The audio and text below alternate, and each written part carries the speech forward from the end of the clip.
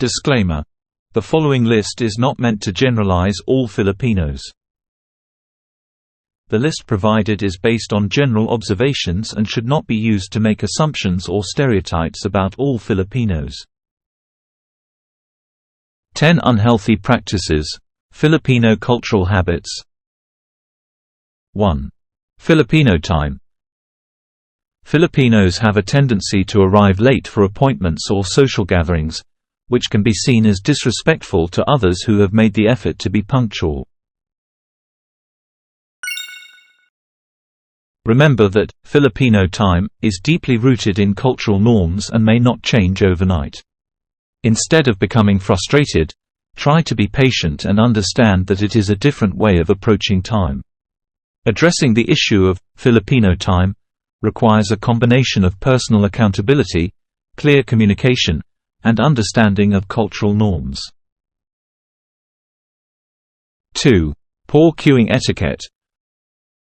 Whether it's in a supermarket, public transportation, or ticket booths, Filipinos often lack patience and disregard the concept of forming orderly lines. There are several possible solutions to address the issue of poor queuing etiquette among Filipinos who are facing poverty. These solutions focus on education, awareness, and better infrastructure, launching education and awareness campaigns in impoverished communities to teach people about the importance of proper queuing etiquette. These campaigns can include information about why proper queuing is important, how it benefits everyone, and the negative consequences of not following queuing rules. Improving the infrastructure and physical aspects of queues can contribute to better queuing etiquette. This can include adding clear signs and markings, providing organized waiting areas with seating, and installing queue management systems that enforce proper queuing. Introducing queuing etiquette as part of the school curriculum for children. Teaching proper queuing behavior at an early age can help instill good habits and norms that will carry over into adulthood.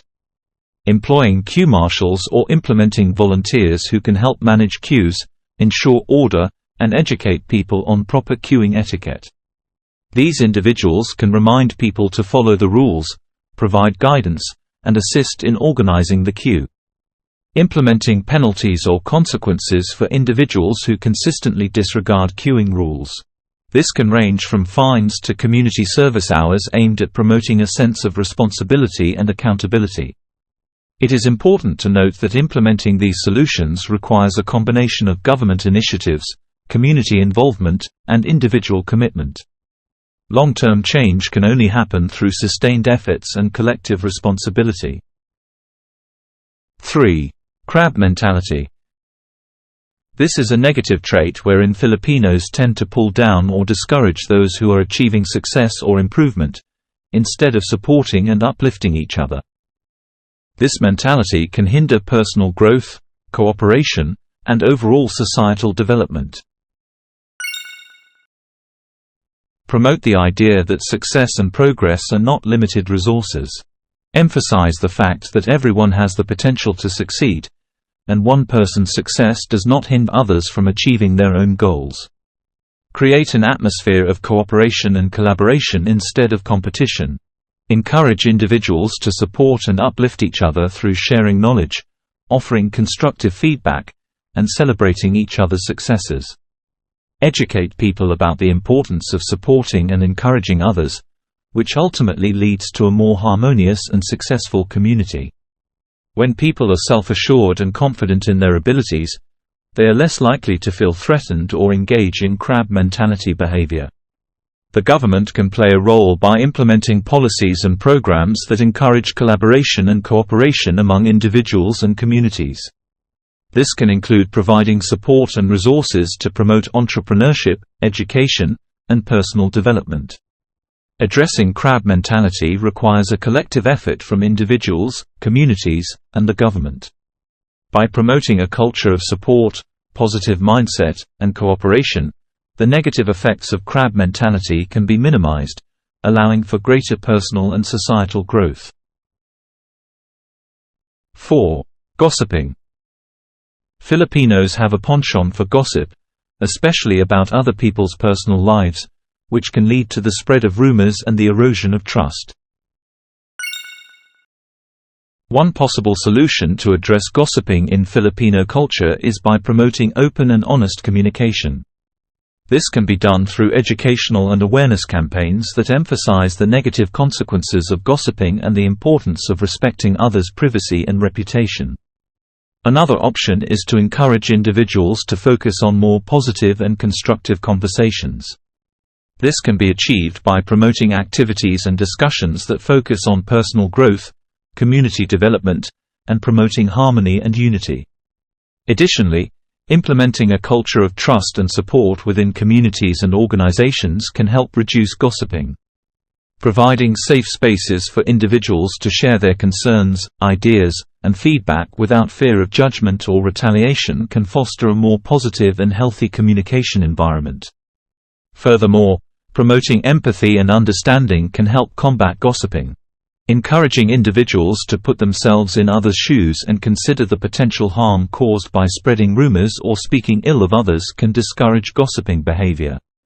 Ultimately, addressing gossiping in Filipino culture requires a multifaceted approach that combines education, awareness, promoting positive conversations, fostering trust and support, and promoting empathy and understanding. 5. Lack of discipline in public spaces. Trash is often improperly disposed of, resulting in a dirty and polluted environment. Many Filipinos also disregard traffic rules, leading to chaotic road conditions.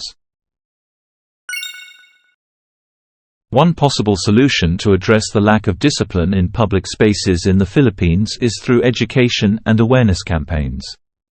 Implementing programs that promote the importance of discipline, respect for public spaces, and consideration for others can help improve the overall behavior of Filipinos. Emphasizing the benefits of self-discipline and responsible behavior in public spaces can be included in the school curriculum, starting from primary education. Teaching students about proper etiquette, cleanliness, and the consequences of undisciplined behavior can create a culture of respect and consideration. Additionally, public awareness campaigns can be conducted through multimedia platforms, such as television, radio, the Internet, and social media. These campaigns should highlight the negative impacts of undisciplined behavior in public spaces and showcase positive role models who exhibit discipline and respect. Enforcement is also crucial in addressing the lack of discipline. Local governments and law enforcement agencies should prioritize the implementation of existing laws and regulations concerning public behavior, such as littering, vandalism, and public disturbances. Strict enforcement, coupled with visible consequences for violators, can serve as a deterrent and create a safer and more disciplined environment. Providing proper infrastructure and facilities in public spaces can contribute to fostering discipline. Accessible trash bins, clean restrooms, and well-maintained public areas can encourage people to behave responsibly and take care of their surroundings. Ultimately, fostering discipline in public spaces is a collective effort that requires the cooperation and participation of individuals, communities, and the government. 6. Reliance on pakikisama.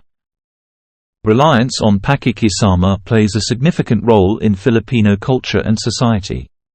It influences various aspects of life, including family dynamics, friendships, workplace relationships, and even political and social interactions. In the context of family, pakikisama is often seen in the strong interdependence between family members. Filipinos often feel a strong sense of obligation to help and support their immediate and extended family members. This refers to the desire to maintain harmony and avoid conflict, sometimes at the expense of expressing one's true thoughts or standing up for what is right. One solution to reliance on the pakikisama is to promote individualism and encourage people to think independently. This can be done through education and awareness campaigns that emphasize critical thinking and the importance of personal values. Additionally, creating a supportive culture that values individuality and diversity can help reduce the pressure to conform to societal norms. This can be done by promoting tolerance, respect, and acceptance of different perspectives and lifestyles. It is important to note that maintaining social connections and harmonious relationships with others is still valuable, but it should not come at the expense of one's own happiness and well-being. Balancing the needs of the individual and the collective is key in overcoming reliance on the pakikisama. 7. Overspending on fiestas and extravagant celebrations. While it is part of Filipino culture to celebrate and host festivities, the practice of going into debt or spending beyond means for extravagant celebrations can have negative financial consequences. Overspending on fiestas and extravagant celebrations when you don't have money is not a wise or responsible decision. While celebrations and enjoying life are important, it is crucial to prioritize financial stability and avoid unnecessary financial burden. Overspending can lead to financial stress, causing anxiety and uncertainty about the future. It may lead to debt, which can take a considerable amount of time to repay and negatively impact your financial goals. Focusing solely on celebrations without considering unplanned expenses, such as emergencies or unforeseen circumstances, can leave you ill-prepared and make it difficult to cope with unexpected financial challenges. Celebrating excessively may force you to cut back on necessary expenses, such as rent, bills, or groceries, potentially compromising your daily needs and overall well-being. Overspending on celebrations can hinder your ability to save and invest in future goals, such as buying a house, starting a business, or education, which ultimately limits your financial growth and opportunities. To avoid this, it is crucial to establish a budget and prioritize your financial health. Set a realistic budget. Determine how much you can afford to spend on celebrations without compromising your financial obligations and long-term goals. Stick to this budget and resist the urge to overspend. Practice financial discipline. Avoid impulsive spending and unnecessary luxuries. Differentiate between needs and wants, and focus on fulfilling your needs before indulging in wants. If you genuinely want to celebrate extravagantly, consider saving for it in advance. Putting money aside each month specifically for celebrations will allow you to enjoy such occasions without sacrificing your financial stability. Remember, it's important to enjoy life and celebrate special moments, but it should not come at the expense of your financial well-being. By being mindful of your spending habits and prioritizing financial responsibility, you can ensure a more secure and stable future. 8. Fatalistic or overly reliance on superstitions. Some Filipinos have a tendency to blame their misfortune on superstitions or rely heavily on luck, rather than taking personal responsibility for their actions or circumstances. One possible solution to address fatalistic or overly reliance on superstitions in the Filipino culture is to promote education and critical thinking. Implementing a robust education system that emphasizes critical thinking skills, logic, and scientific methods can help individuals question and challenge superstitious beliefs. Teaching the scientific method can help individuals understand the importance of evidence-based reasoning and encourage them to seek rational explanations rather than relying on superstitions. It is important to approach this issue with sensitivity and respect for cultural traditions. 9. Lack of respect for personal space. Lack of respect for personal space can be a cultural issue in the Philippines. It is important to understand and respect cultural differences when it comes to personal space. In Filipino culture, physical proximity is often seen as a sign of friendliness and closeness. People may stand or sit close to each other during conversations, and touching or hugging is common among friends and family members. However, it is also crucial to recognize that personal space is a personal preference that should be respected. Some individuals may feel uncomfortable or violated if their personal space is intruded upon. Building awareness and promoting respectful behavior can help address this issue. One solution could be education and raising awareness about personal space preferences. This can be done through cultural sensitivity training programs, workshops, or campaigns that emphasize the importance of respecting personal space boundaries. Schools, workplaces, and community organizations can play a role in promoting and educating people about this issue. Another approach could be the promotion of non-intrusive greetings and interactions. Teaching alternative ways to greet and connect with others, such as handshakes or verbal exchanges, can provide individuals with more options to respect personal space while maintaining social connections. Ultimately, it is important to have open and respectful conversations about personal space preferences. Encouraging individuals to communicate their boundaries and preferences can help foster a culture of respect and understanding. Everyone should feel comfortable and valued in their personal space, regardless of cultural differences. 10. Tendency to prioritize personal connections or palakasan. Filipinos often favor acquaintances or relatives over qualifications or merit when it comes to job opportunities or other situations, which can hinder fairness and equal opportunities for everyone. A common phenomenon in many societies, particularly those with a history of corruption or weak governance systems. It refers to the preference given to individuals with influential connections or personal relationships in decision-making processes, even when more qualified or deserving individuals might be available. The consequences of this tendency can be detrimental to the overall progress and development of a society. Personal connections often lead to the appointment of incompetent or unqualified individuals to key positions, undermining meritocracy and hindering efficiency. It can also create a perception of unfairness and inequality, eroding public trust in institutions. In the long run, it can impede social mobility and promote cronyism, which further exacerbates societal divisions. Countering the tendency to prioritize personal connections requires systemic changes and a collective effort. Strengthening transparency and accountability mechanisms, such as merit-based hiring and promotion processes, can help reduce the influence of personal connections. Implementing strict anti-corruption policies and enforcing them impartially can also discourage favoritism and promote a level playing field. Furthermore, promoting a culture of meritocracy and inclusivity can shift societal norms and expectations away from personal connections as the primary means of solving problems.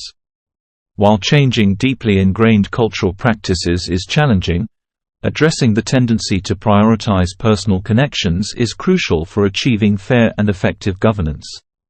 By promoting equal opportunities and objective decision-making processes, societies can foster an environment that rewards talent and expertise, contributing to sustainable development and social progress. It is important to note that these practices may not apply to all Filipinos, and personal opinions on what is considered not good may vary.